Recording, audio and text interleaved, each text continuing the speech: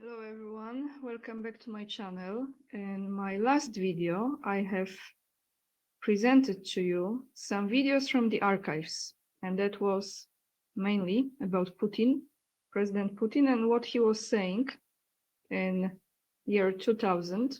This time, I will bring to you also videos from the archives with different people.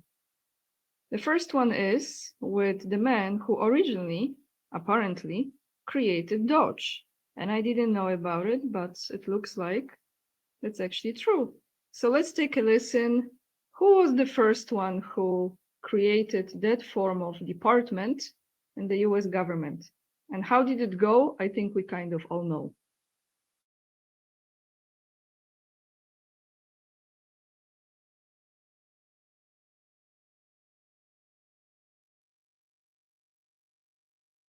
Was the one who essentially created DOGE, and he put Joe Biden in charge. Listen to this. Everyone knows that getting rid of the deficit will require some tough decisions, and that includes cutting back on billions of dollars in programs that a lot of people care about. But what should be easy is getting rid of the pointless waste and stupid spending that doesn't benefit anybody. Waste we should be getting rid of, even if we didn't have a deficit. Sure, some of these cuts aren't that big, but no amount of waste is acceptable. Not when it's your money. Not at a time when so many Americans are already cutting back. Just as families are living within their means, government should too. Did you know the federal government pays for a website devoted to a folk music ensemble made up of forest rangers? They're called the Fiddlin' Foresters. I'll put their music on my iPod, but I'm not paying for their website. And there are hundreds of similar sites that we should consolidate or just get rid of. By the way, you're not only paying for websites no one needs, you're paying for thousands of buildings all across the country no one uses. For the last decade, the government's owned a massive and completely empty warehouse in the middle of Brooklyn, for example. Now, the government hadn't been able to sell this building and others like it because of red tape and Washington politics that held things up for years. But we're finally cutting through all that and plan to get rid of these buildings in the months ahead. We need to step up our game. We need to go after every dime. We need to make government work for you. That's why, starting today, I've asked the Vice President to lead a renewed effort to hunt down misspent tax dollars in every agency and department of this government. We're calling it the Campaign to Cut Waste, and I know Joe's the right man to lead it, because nobody messes with Joe. There's a new standard by which the government is going to function from this point on. The American people are entitled to transparency. Look, a lot of this depends on new, sophisticated methods, but it also, we know, depends on relentless focus on making this a priority. Focus that can't be delegated. We're holding ourselves accountable, and we're deeply committed and focused on making government function better. We're not just eliminating fraud and waste. We hope to be instilling an entire new culture that not only our administration, but every succeeding administration will in fact pursue.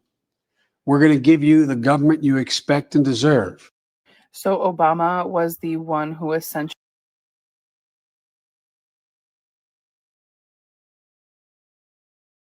So there you have it, everyone. That was the renegade, Barack Hussein, or many other names, and that was the real Joe Biden. That was the real one, okay? So there we have it. Archives, there's a lot of stuff in archives. Now, let's go to another video as far as what policies have already been in place before. But, everyone is accusing the current president. So let's take a listen to this particular one. Another Lolita plane traveler.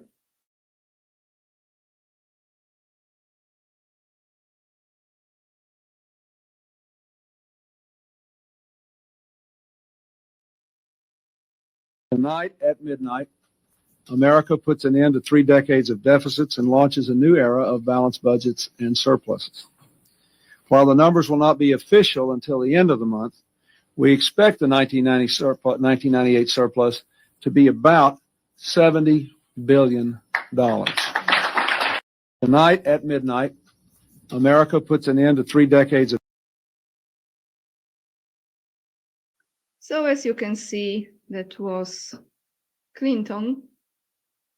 For some reason, every time I see his face, I remember this picture in a, I think, red dress and no, blue dress, red shoes, right? They like red shoes. I think that was blue dress in the Oval Office, that painting. Anyway, sidetracking. So he fired 377,000 federal workers. You know, I didn't know this because I was not into politics at the time. So there you have it. Let's stop sharing this video. Now, let me take you to one more clip and then we will go to Trump and I want to do some fact check. So let's see who else I have to share with for you. One moment.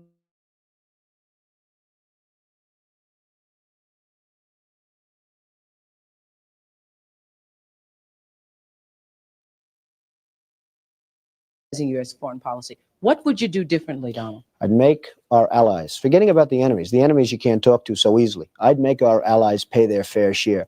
We're a debtor nation. Something's going to happen over the next number of years with this country because you can't keep going on losing $200 billion, and yet we let Japan come in and dump everything right into our markets and everything. It's not free trade.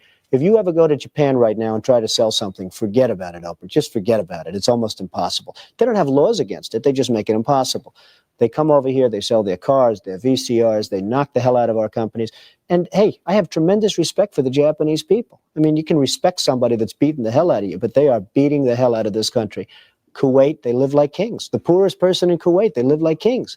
And yet they're not paying. We make it possible for them to sell their oil. Why aren't they paying us 25% of what they're making? It's a joke. This sounds like political presidential talk to me. And I know people have talked to you about whether or not you want to run. Would you ever?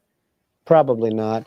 But I do get tired of seeing the country ripped off. Why would you not? I just don't think I really have the inclination to do it. I love what I'm doing. I really like it. Also, it doesn't pay as well. No, it doesn't. But, you know, I just probably wouldn't do it, Oprah. I probably wouldn't, but I do get tired of seeing what's happening with this country. And if it got so bad, I would never want to rule it out totally because I really am tired of seeing what's happening with this country, how we're really making other people live like kings and we're not. What do you think of this year's presidential race, the way it's shaping up? Well, it's going to be very interesting. I think that probably George Bush has an advantage in terms of the election. I think that probably people would say that he's got like that little edge in terms of the incumbency, et cetera, et cetera. But I think Jesse Jackson's done himself very proud. I think Michael Dukakis has done one hell of a job.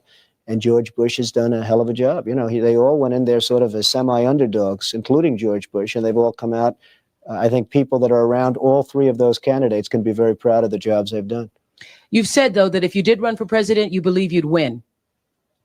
Well, I don't know. I think I'd win. I tell you what, I wouldn't go in to lose. I've never gone in to lose in my life. And if I did decide to do it, I think I'd be inclined. I would say that I would have a hell of a chance of winning because I think people, I don't know how your audience feels, but I think people are tired of seeing the United States ripped off. And I can't promise you everything, but I can tell you one thing. This country would make one hell of a lot of money from those people that for 25 years have taken advantage. It wouldn't be the way it's been, believe me.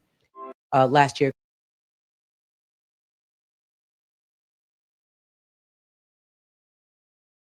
So there you have it, pretty consistent. Yesterday, President Trump signed the bill. I don't know the name professionally. I'm sorry, I forgot. I didn't look now to prepare this for you. This is just free-flowing now. However, I watched this live. The workers, the miners, about coal, energy that comes from coal. And he signed the executive order about the future of those places where they work, and many others that's supposed to be closed. And what came to my mind is Poland, that used to have over 50, I believe, mineries, coal mineries, of which I think more than 30, if I'm not mistaken, have been closed. So this is the current situation in Poland, and my battery is running down, but I want to share with you quickly one more clip. And this is from Trump's yesterday, from his speech. And he is addressing, this is actually at the National Republican Congressional Committee dinner. And he's addressing the gasoline prices, the gas prices in US. And then we will do some fact check on that. So let me share this video. Let's take a listen. This will be very quick. And then we look at some numbers.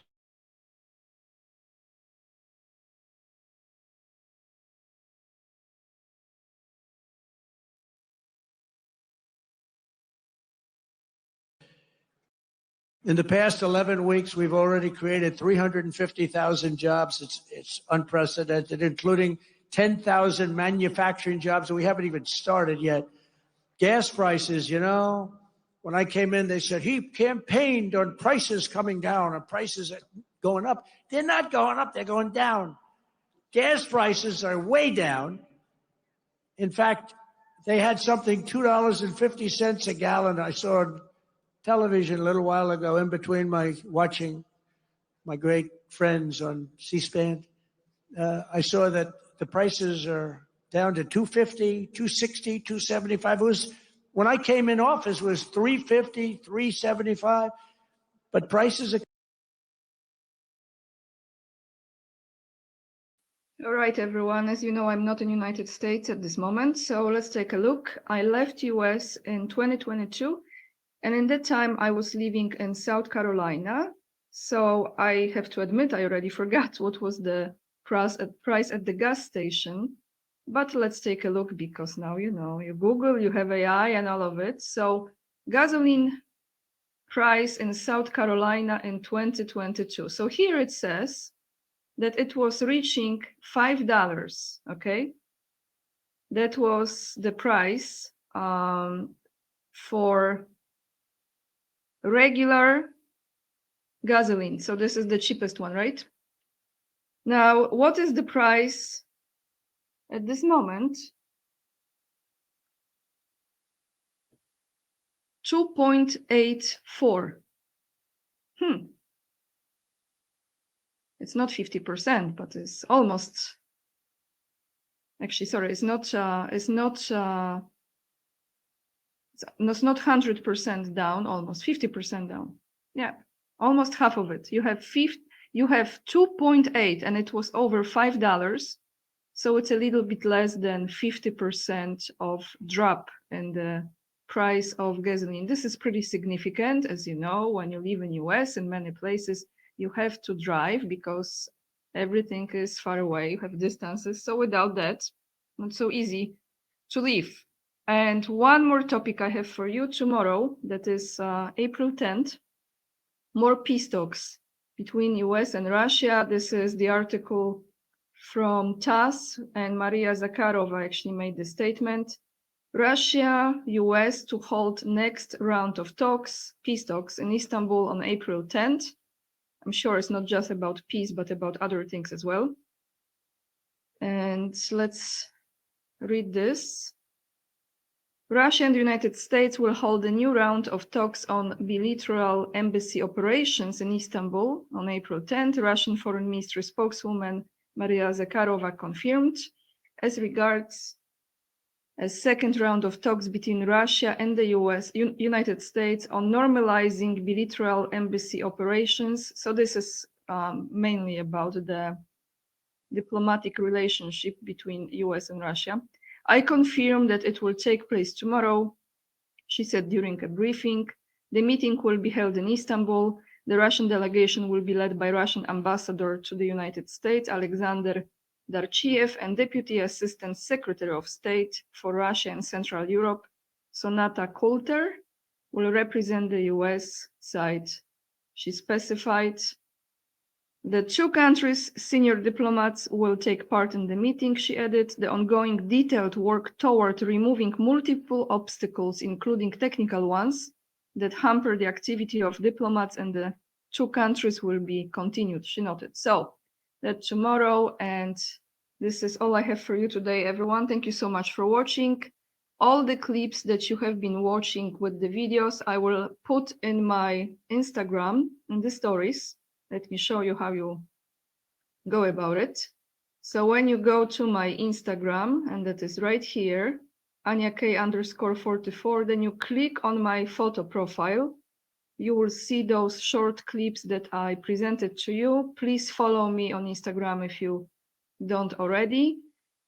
And if you choose to support my work, the best way is by becoming a Patreon of my channel. You have the link down below, or the member as well, and that is great help for me. Thank you so much for watching. Hit the thumbs up if this video brings you any value, and subscribe if you haven't already. Leave the comments down below and let me know what you think. And with this being said, lots of love, and remember, we are the leading edge and we are saving humanity, and I see you in another video. Bye guys.